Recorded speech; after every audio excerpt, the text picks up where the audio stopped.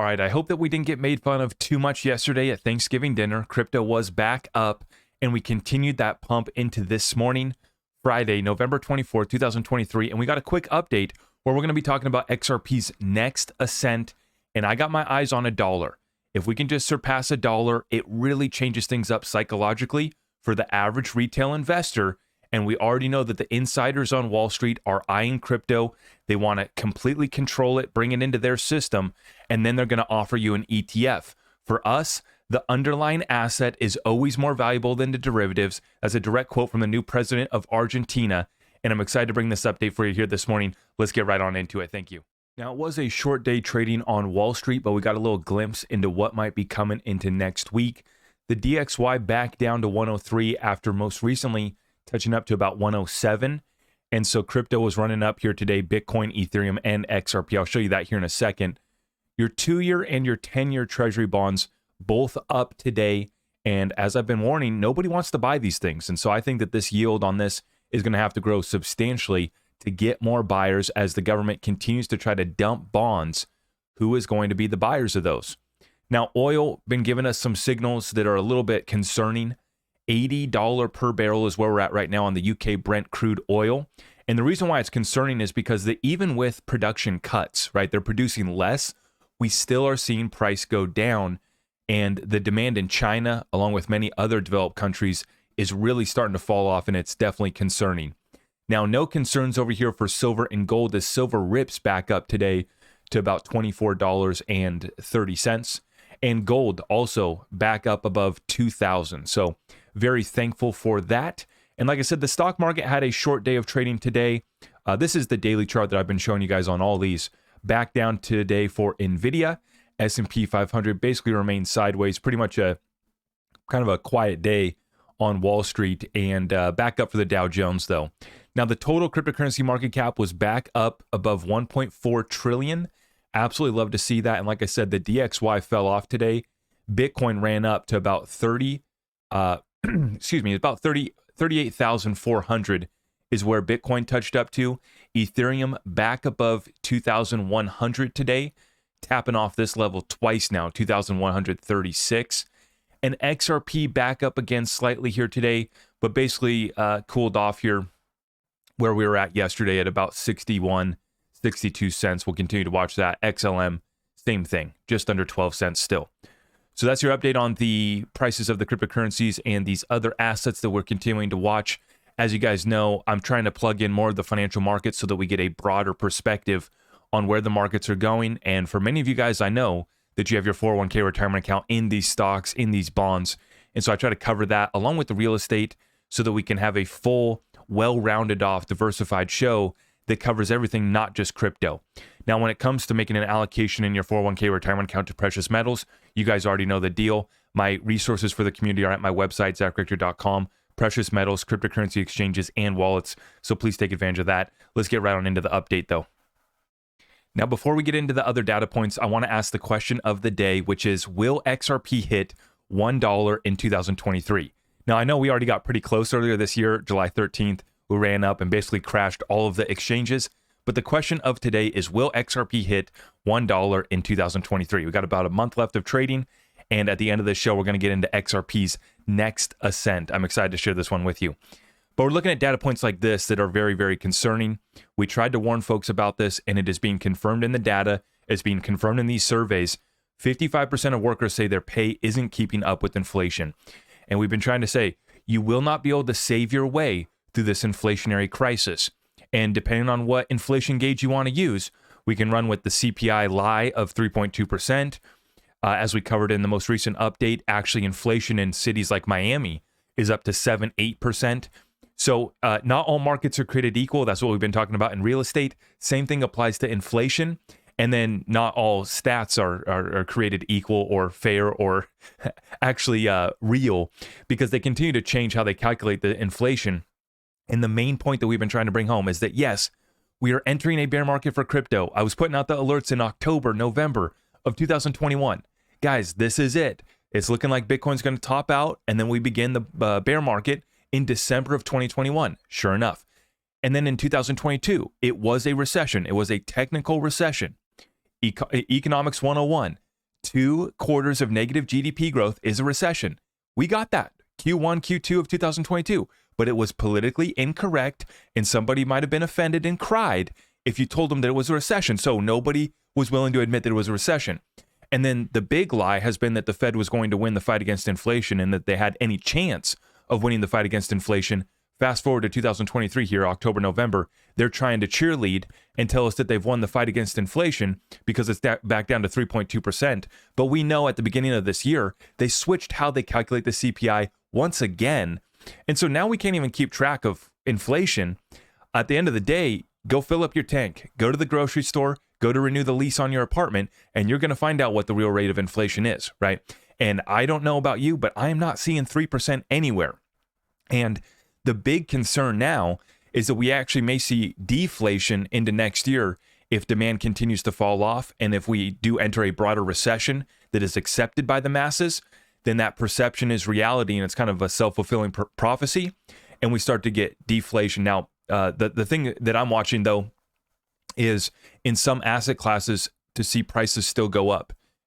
Residential real estate in good neighborhoods, it's still going to be going up. And so affordability is still going to be a problem. And even if we do get deflation, some prices are coming down. The historical increase in prices that we've seen over the past few years is not going to be saving anybody if prices come down 5% after they've ran up 100 and 200% over the last 2 to 3 years. So that's the data point on inflation. 55% of workers saying that their pay is not keeping up with inflation. Now let's get into the update here on the president from Argentina making a couple comments that are very interesting. Now, the new president of Argentina, Javier Milei, is getting the Bitcoin bros all excited, and we'll see how far the adoption of Bitcoin in Argentina goes.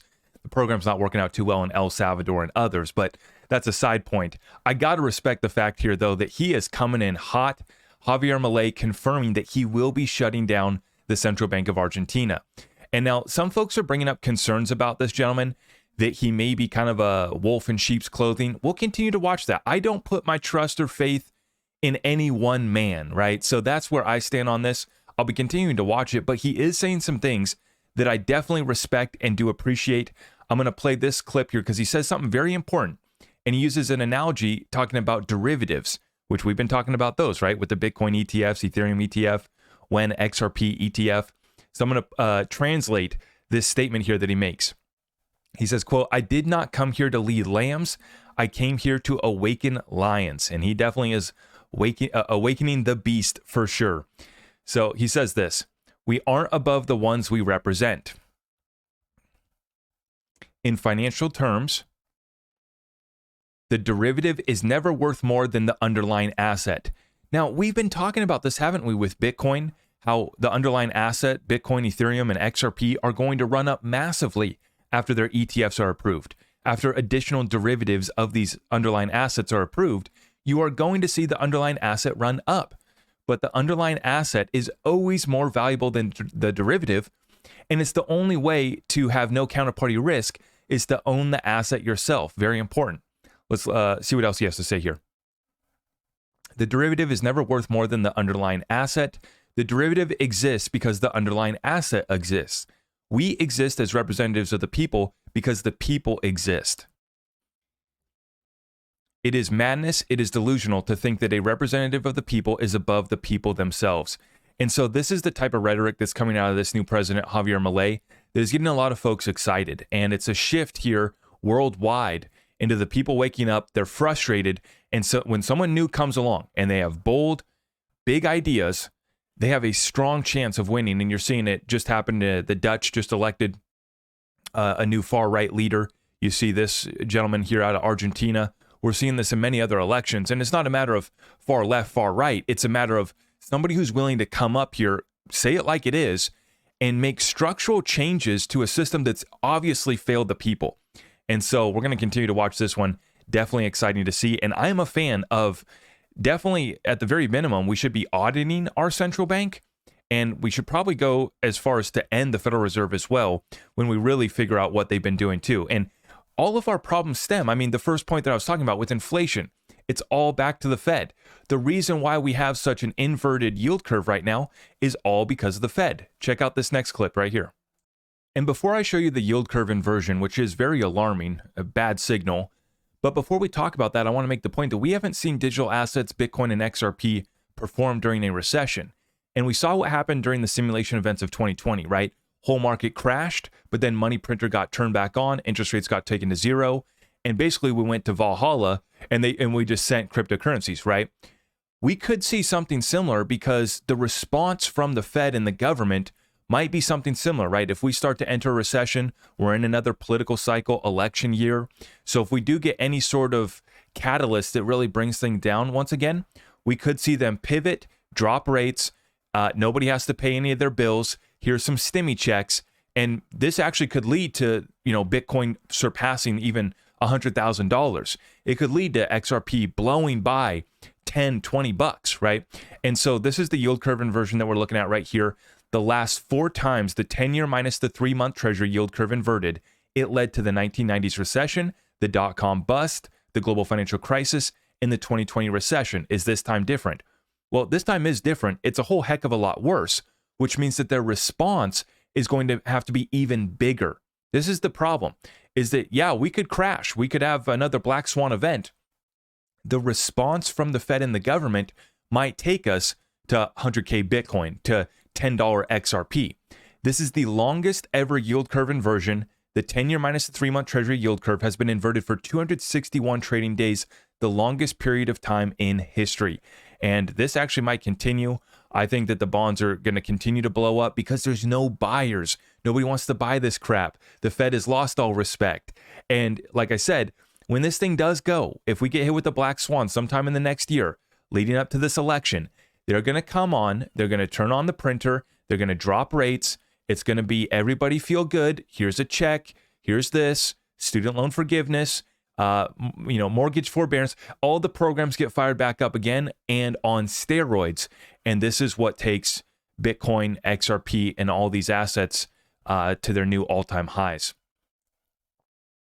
And as we roll into the cryptocurrency update part of the show, we got to make fun of the existing incumbent banking system first. And so today's report is that HSBC customers have been hit by a mobile banking outage. Now, HSBC does have a relationship with Medico, right? Their digital tokenized gold offering for institutional investors. The custody of that is going to be provided by Medico.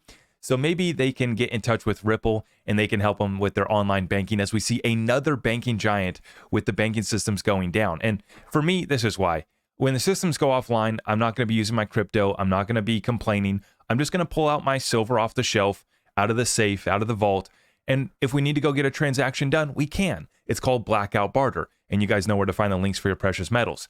Now let's continue on as we see maybe it's time for HSBC to update to ISO 222.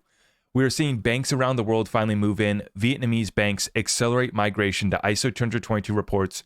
And this is as of October 2023. Many Vietnamese banks are already in the process of migrating to ISO 222. So as I've been saying with this, don't focus on the dates.